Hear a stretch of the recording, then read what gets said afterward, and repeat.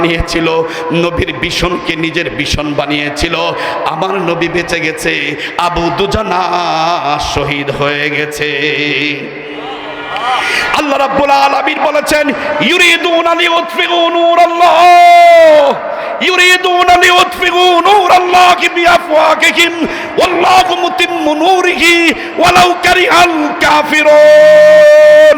আমার নূরকে, আমার নবীকে শহীদ করে দিয়ে ইসলামকে নিভিয়ে দিতে চাস, আমার নবীকে শহীদ করে দিয়ে কোরআনকে নিভিয়ে দিতে চাস, ইসলামের মিশন ভীষণকে নিভিয়ে দিতে চাস। আরে তোরা যারা আমার নবীকে, নবীর মিশন নিবানোর জন্য আসবি, তোরা যারা আমার নবীর ভীষণ নিবানোর জন্য আসবি, ফুৎকার দিয়ে নিবাইতে চাইবি, তোরা নিজে নিবা যাবি হাসিনা লীগের মতো।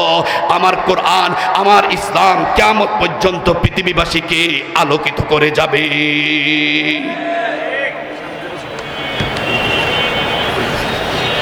দোস্ত, যে কথা বলছিলাম, সাহাবায়ে কেরাম নিজেদের জীবনকে ঝুঁকিতে ফেলাইছে কিনা? সাহাবায়ে কেরাম নিজের জীবনকে ঝুঁকিতে ফেলাইছেন কিনা? কেন ফেলাইছেন? আরে আমাদের নবী নিজেই তো কয়, ওয়াল্লাযী নাফসু মুহাম্মাদিন বিয়াদিহি লাওয়াদিতু আন্নী উকতালু ফী সাবিলিল্লাহ সুম্মা আহইয়া সুম্মা উকতালু ফী সাবিলিল্লাহ সুম্মা আহইয়া সুম্মা উকতালু ফী সাবিলিল্লাহ সুম্মা আহইয়া। আরে আমার মন চায়, আমার জীবন, আমার মরণ চার হাতে। সে আল্লাহর শপথ করে বলছি, আমার মন চায় আল্লাহর রাস্তায় জিহাদ করি, জিহাদ করতে করতে আমাকে শহীদ করে দেওয়া হয়, আবার দ্বিতীয়বার আমার জীবন দেওয়া হয়, আবার শহীদ করে দেওয়া হয়, আবার তৃতীয়বার আমার জীবন দেওয়া হয়, আবার আমাকে তৃতীয়বার শহীদ করে দেওয়া হয়, আবার তৃতীয়বার আমাকে জীবন দেওয়া হয়। এভাবেই যদি জীবনটা দিতে পারতাম, ইসলামের জন্য জীবন দিতে পারতাম, এটা ছিল আমার নবীজির আফসোস, এটা ছিল আমার নবীজির আফসোস। একই আদর্শ বহন করেছে হযরত আবু বকর, একই আদর্শ, একই চেতনাকে গ্রহণ করেছে হযরত ওমর, হযরত উসমান, হযরত আলী।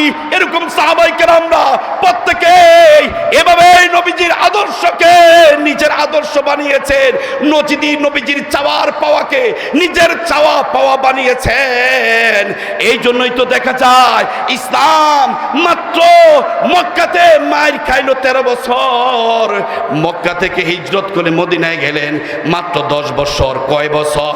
এখনো মাত্র 2 বছর পার হতেই দ্বিতীয় বছরেই তো বদরের যুদ্ধ কায়েম হয়ে গেল, এরপরে বছরই তো আবার উহুদ কায়েম হয়ে গেল। এভাবেই আমার নবী সাল্লাল্লাহু আলাইহি ওয়াসাল্লাম অল্প সময়ের মাঝে ওনার ভীষণকে তিনি জমিনে নিজে বাস্তবায়ন করে গেছেন।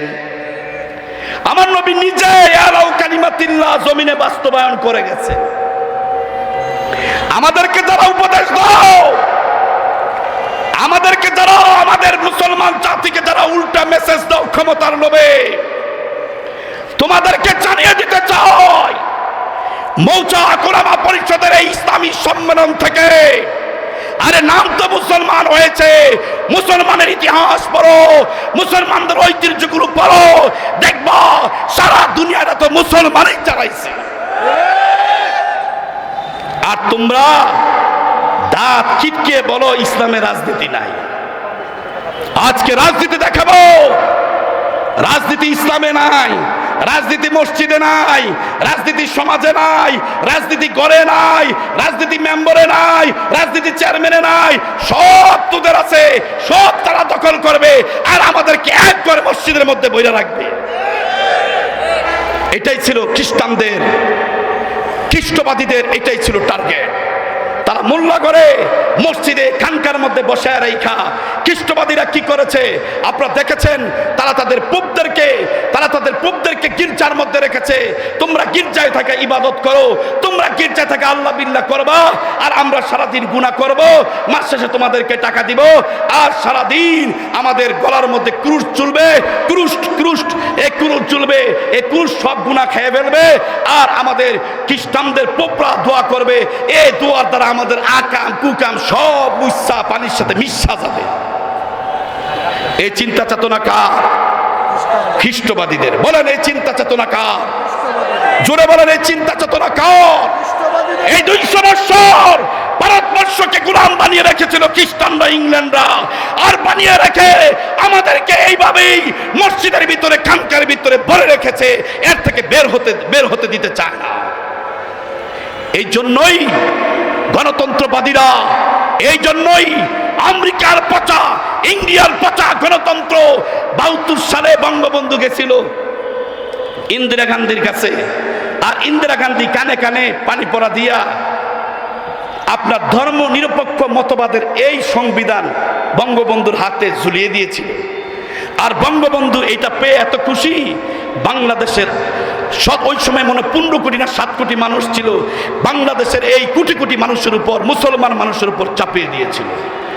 আমাদের ৭১-এর স্বাধীনতা ছিল ইসলামী প্রজাতন্ত্রের উপর, আর এটাকে ৭২-এ গিয়ে ভারতের ইন্দিরা গান্ধীর পচা ধর্মনিরপেক্ষ মতবাদ বাংলাদেশে আমদানি করে আমাদের দেশটাকে ইন্ডিয়ার কাছে বেচে দেওয়ার ষড়যন্ত্র করেছিল।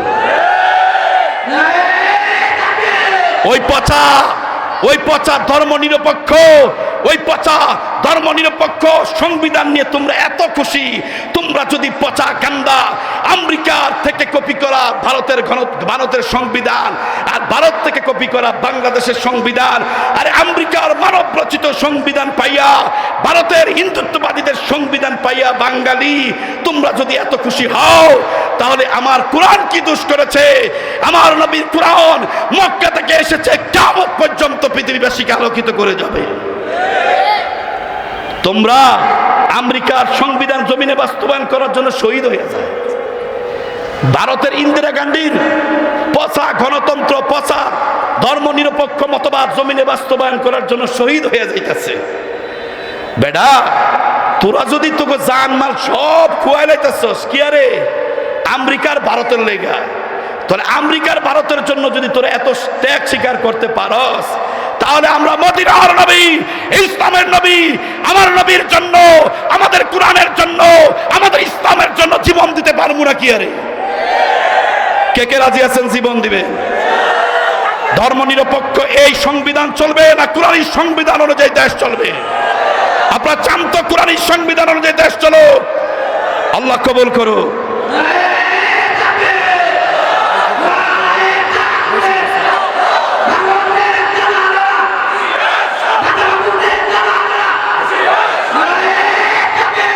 বলেন দালালি না রাজপথ? এটা বলেন দালালি না রাজপথ?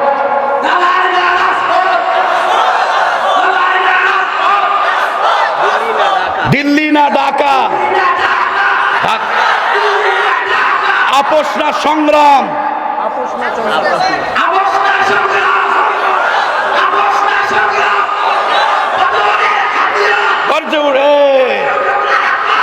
বল যাক, আল্লাহ আপনার কবুল করুক।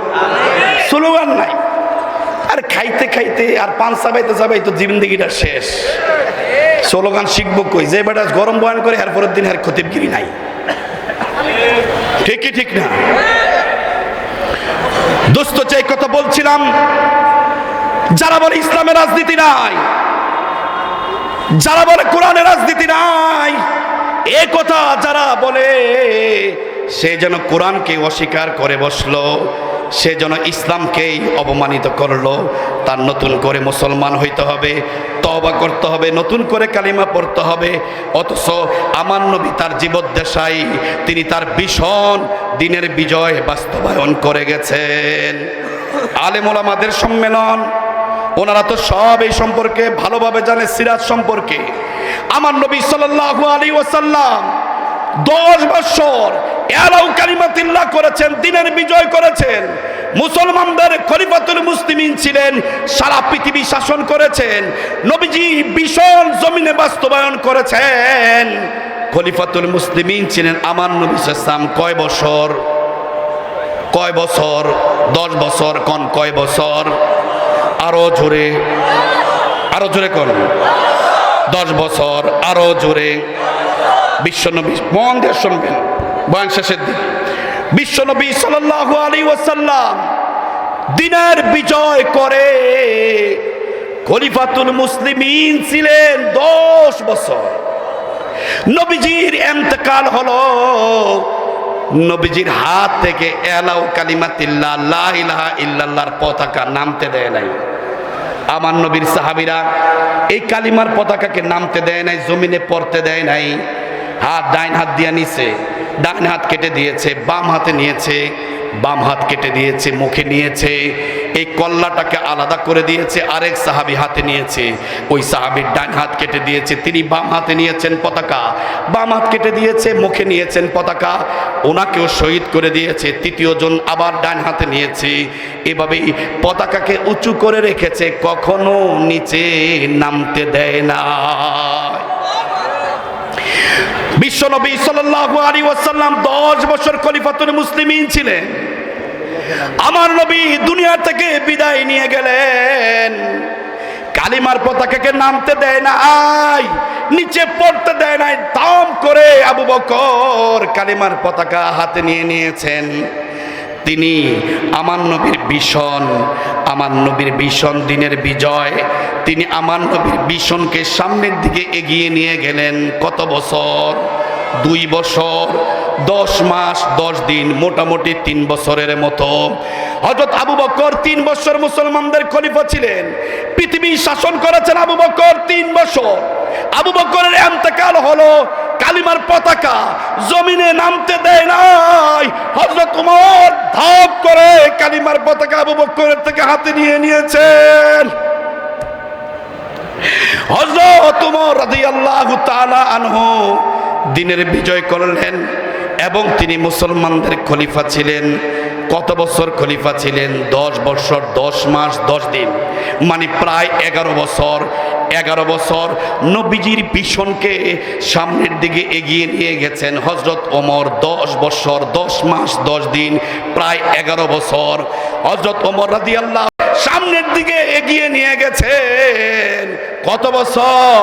1 বছর, 2 বছর, 3 বছর, 4 বছর, 5 বছর নয়, 12 বছর তিনি নবীর ভীষণকে সামনের দিকে এগিয়ে নিয়ে সারা পৃথিবী শাসন করেছেন তিনি 12 বছর। উসমান রাদিয়াল্লাহু তাআলা আনহু শহীদ হয়ে গেল। কালিমার পতাকাকে হযরত আলী রাদিয়াল্লাহু তাআলা ধাপ করে ধরে নিলেন। আলী রাদিয়াল্লাহু তাআলা আনহু নবীজির ভীষণকে সামনের দিকে এগিয়ে নিয়ে গেছেন। কয় বছর? 1 বছর, 2 বছর, 3 বছর, 4 বছর, প্রায় 5 বছর পর্যন্ত তিনি পুরা পৃথিবী শাসন করেছেন হযরত আলী রাদিয়াল্লাহু তাআলা আনহু। হযরত আলী রাদিয়াল্লাহু তাআলা আনহুর ইন্তেকাল হলো। এরপরে কালিমার পতাকাকে হাতে নিয়ে নিলেন আলী রাদিয়াল্লাহু তাআলা আনহুর ছেলে, নবীজির নাতি হযরত হাসান রাদিয়াল্লাহু তাআলা আনহু। তিনি নবীজির ভীষণকে সামনের দিকে এগিয়ে নিয়ে গেছেন 6 মাস। 6 মাস পরে এই কালিমার এই দায়িত্ব, এই খেলাফতের দায়িত্ব হযরত মুয়াবিয়া রাদিয়াল্লাহু তাআলা আনহুর হাতে দিলেন। হযরত মুয়াবিয়া রাদিয়াল্লাহু তাআলা আনহু এই কালিমার পতাকাকে, এলাউ কালিমাতিল্লাহকে, দিনের বিজয়কে, নবীজির ভীষণকে সামনের দিকে এগিয়ে নিয়ে গেছেন 5 বছর, 10 বছর, 15 বছর। না না না, আমার নবীর ভীষণকে সামনের দিকে এগিয়ে নিয়ে গেছেন 19 বছর। আমার নবীর ভীষণকে সামনের দিকে এগিয়ে নিয়ে গেছেন হযরত মুআবিয়া রাদিয়াল্লাহু তাআলা আনহু, কাতিবিনে ওহী হযরত মুআবিয়া রাদিয়াল্লাহু তাআলা আনহু নবীজির ভীষণকে সামনের দিকে এগিয়ে নিয়ে গেছেন। কয় বছর বললাম? 19 বছর। হিসাব রাখেন, 19 বছর। এরপরে হযরত মুআবিয়া রাদিয়াল্লাহু তাআলা আনহু দুনিয়া থেকে বিদায় নিলেন। ওনার বংশের লোকেরা, যাদেরকে উমাইয়া বংশ বলে, উমাইয়া বংশের লোকেরা আমার নবীর ভীষণকে সামনের দিকে এগিয়ে নিয়ে গেছেন। কত বছর? 1 বছর, 2 বছর, 3 বছর, 4 বছর, 10 বছর, 15 বছর, 30 বছর, 40 বছর, 50 বছর, 60 বছর, 70 বছর। না না না, 92 বছর পর্যন্ত আমার নবীর ভীষণকে এই জমিনে বাস্তবায়ন করেছেন উমাইয়ারা। কত বছর? উমাইয়াদের হাত থেকে উমাইয়াদের পতন হলো। উমাইয়াদের হাত থেকে কালিমার পতাকা পড়তে পড়তেই এটা জমিনে পড়তে দেয় নাই, আব্বাসীয়রা দাম করে এই উমাইয়াদের থেকে কালিমার পতাকাকে হাতে নিয়ে নিলেন। আব্বাসীয়দের হেড অফিস হলো ইরাক থেকে তারা দুনিয়া শাসন করেছেন। কত বছর আব্বাসীয়রা যত বছর পর্যন্ত পৃথিবী শাসন করেছেন, এই শাসনকালের কালটাকে বলা হয় আব্বাসীয় খেলাফত। কিসের খেলাফত? জোরে বলেন, কিসের খেলাফত? আব্বাসীয় খেলাফত। আব্বাসীয়রা ইরাক থেকে সারা দুনিয়া শাসন করেছেন। আব্বাসীয়রা কত বছর পর্যন্ত আব্বাসীয়রা সারা দুনিয়া শাসন করেছেন। নবীর ওয়ারিসরা সারা দুনিয়া শাসন করেছেন। 100 বছর, 200 বছর, 300 বছর, 400 বছর, না না না, সারা দুনিয়া আব্বাসীয়রা সারা দুনিয়া শাসন করেছেন। মুসলমানরা সারা দুনিয়া শাসন করেছে। নবীজির মিশনকে সামনের দিকে এগিয়ে নিয়ে গেছে 500 বছর। সুবহানাল্লাহ বলেন না? কয় বছর? 500 বছর। 500 বছর পৃথিবী শাসন করেছে আব্বাসীয়রা। আব্বাসীয়দের পতন হলো। আব্বাসীয়দের থেকে খেলাফত চলে গেল উসমানীয়দের কাছে, উসমানীয় খলিফাদের কাছে। উসমান, তারপরে বাদশাহ সুলেমান, সুলতান সুলেমান সহ এই বিশাল বাহিনী যাদেরকে বলা হয় উসমানী খেলাফত, তাদের হেডকোয়ার্টার হলো তুরস্ক।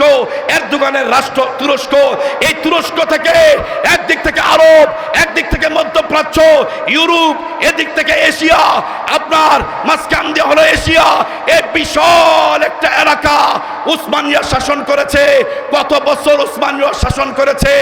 100 বছর, 200 বছর, 300 বছর, 400 বছর, না 500 বছর, না 600 বছর, না 625 বছর পর্যন্ত সারা পৃথিবী মুসলমানেরা শাসন করেছে। উসমানীয় খলিফারা শাসন করেছে 625 বছর, প্রায় 700 বছর পর্যন্ত নবীজির মিশনকে জমিনে বাস্তবায়ন করে গেছেন উসমানীয়রা। সুবহানাল্লাহ কইবেন না? 1924 সালে উসমানীয়দের পতন হয়। 1924 সালে আপনার প্রথম বিশ্বযুদ্ধে উসমানীয় খলিফাদের পতন হলো। উসমানীয় খলিফারা বিপর্যস্ত হলো, আপনার খেলাফতকে বিলুপ্ত করলো।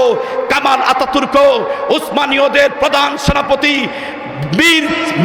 বীর চাপর কামাল আতাতুর্ক মুসলমানদের সাথে গাদ্দারি করে সে খেলাফতকে বিলুপ্ত করলো 1924 সাল। মনে রাখেন, কত সাল? 1924 থেকে 2024, এই 100 বছর এই জমিনে আল্লাহর মিশন নাই। এই 100 বছর এই জমিনের মধ্যে আল্লাহর খেলাফত নাই। কয় বছর খেলাফত নাই? কয় বছর? 100 বছর সময় নাই। 100 বছর জমিনে খেলাফত নাই। উসমানীয়দের শাসন হয়েছে প্রায় 700। ভারতবর্ষ মুসলমানরা শাসন করেছে 800 বছর। ভারতবর্ষ মুসলমানরা শাসন করেছে কয় বছর? জোরে বলেন, কয় বছর? ভারতবর্ষ মুসলমান শাসন করেছে কয় বছর?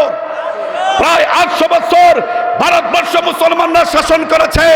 আজকে হিন্দুত্ববাদী মুদিরা মুসলমানদের বিরুদ্ধে বলে, আমাদের বিরুদ্ধে বলে আমরা নাকি বাংলাদেশে মূর্তি ভাঙি।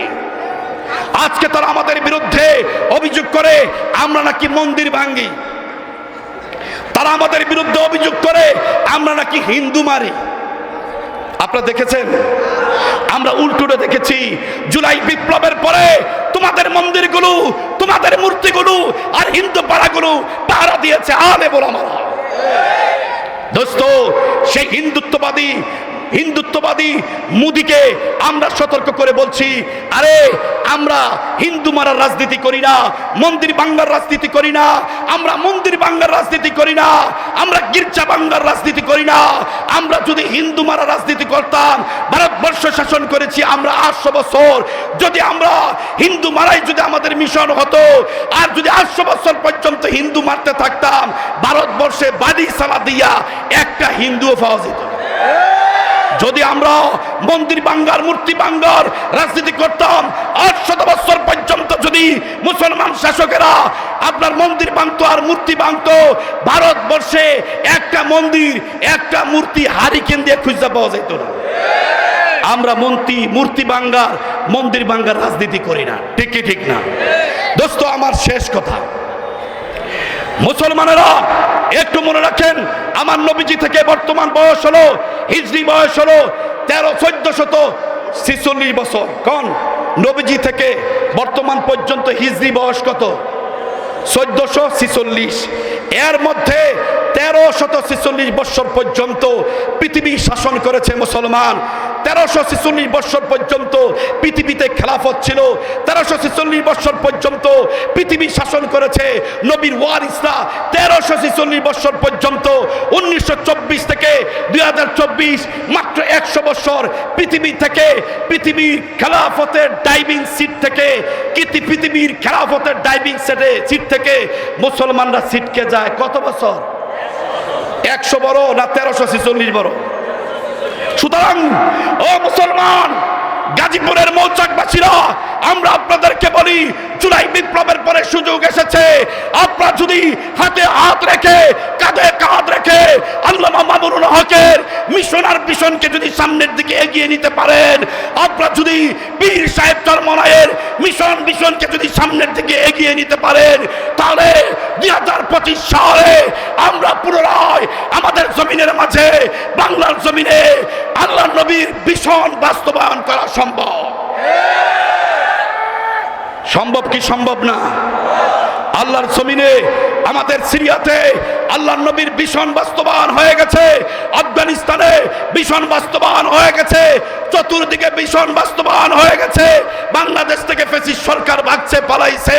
এখন সুযোগ এসেছে, সমস্ত আলেম ওলামা ঐক্যবদ্ধ হন, তাওহীদবাদীরা ঐক্যবদ্ধ হন, নবীর ওয়ারিসরা ঐক্যবদ্ধ হন, নবীর মিশনকে নিজের মিশন বানান, নবীর ভিশনকে নিজের ভিশন বানান। আল্লাহর উপর ভরসা করে, আল্লাহর উপর তাওয়াক্কুল করে, আল্লাহর জমিনে আল্লাহর খেলাফত পুনরায় প্রতিষ্ঠার জন্য কারা কারা জীবন দেওয়ার জন্য, রক্ত দেওয়ার জন্য, সম্পদ দেওয়ার জন্য রাজি আছেন? হাত তুলে দেখা।